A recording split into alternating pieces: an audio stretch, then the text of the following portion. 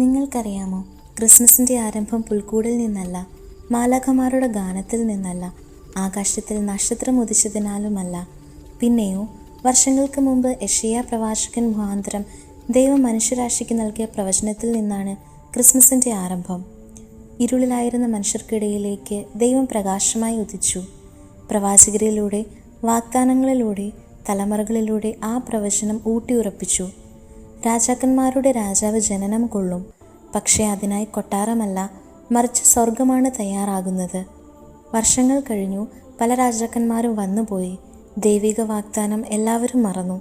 എന്നാൽ അരുൾ ചെയ്ത പിതാവ് മറന്നില്ല.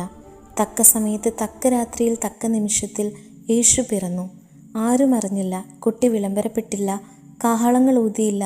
ആ തണുത്ത രാത്രിയിൽ പുൽക്കൂട്ടിൽ യേശു ജാതനായി. അതായിരുന്നു നിശബ്ദമായ ദൈവപ്പിറവിയുടെ പ്രവചനം.